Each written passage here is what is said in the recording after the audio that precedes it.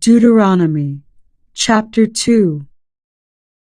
Then we turned around and headed back across the wilderness toward the Red Sea, just as the Lord had instructed me.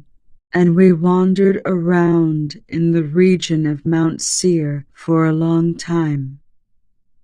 Then at last the Lord said to me, "You have been wandering around in this hill country long enough. Turn to the north.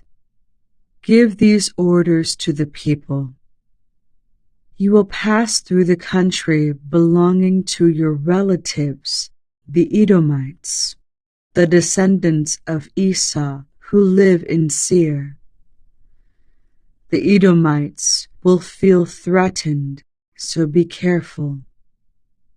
Do not bother them, for I have given them all the hill country around Mount Seir as their property, and I will not give you even 1 square foot of their land. If you need food to eat or water to drink, pay them for it, for the Lord your God has blessed you in everything you have done. He has watched your every step through this great wilderness. During these 40 years, the Lord your God has been with you, and you have lacked nothing." So we bypassed the territory of our relatives, the descendants of Esau, who live in Seir. We avoided the road through the Arabah Valley that comes up from Elath and Ezion-Geber. Then as we turned north along the desert route through Moab, the Lord warned us, "Do not bother the Moabites, the descendants of Lot, or start a war with them. I have given them Ar as their property, and I will not give you any of their land." A race of giants called the Emites had once lived in the area of Ar. They were as strong and numerous and tall as the Anakites, another race of giants. Both the Emites and the Anakites are also known as the Rephaites, though the Moabites call them Emites. In earlier times, the Horites had lived in Seir, but they were driven out and displaced by the descendants of Esau, just as Israel drove out the people of Canaan when the Lord gave Israel their land. Moses continued, "Then the Lord said to us, 'Get moving. Cross the Zered brook.' So we crossed the brook.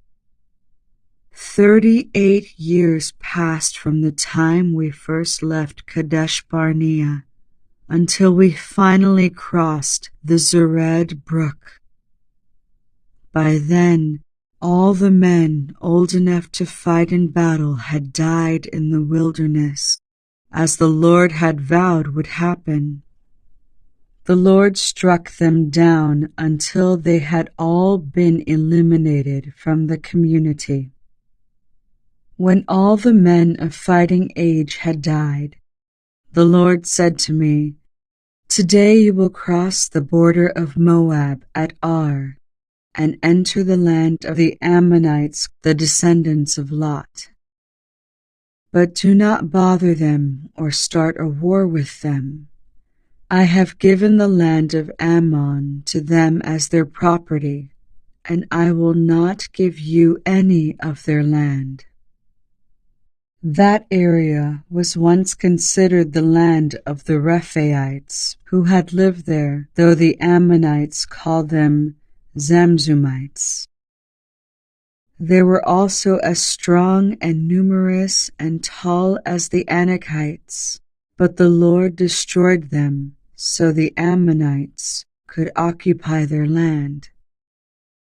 He had done the same for the descendants of Esau who lived in Seir, for he destroyed the Horites so they could settle there in their place. The descendants of Esau live there to this day. A similar thing happened when the Caphtorites from Crete invaded and destroyed the Avites, who had lived in villages in the area of Gaza. Moses continued, "Then the Lord said, 'Now get moving. Cross the Arnon Gorge.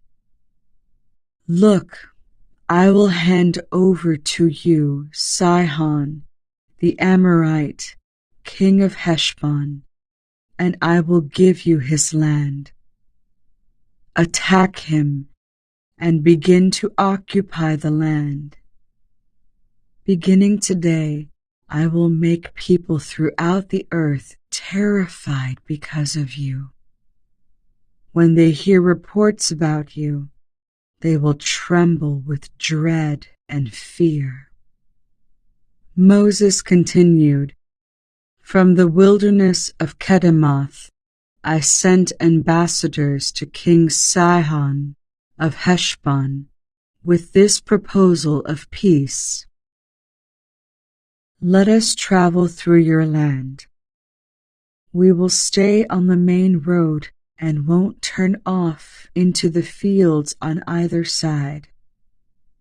Sell us food to eat and water to drink, and we will pay for it.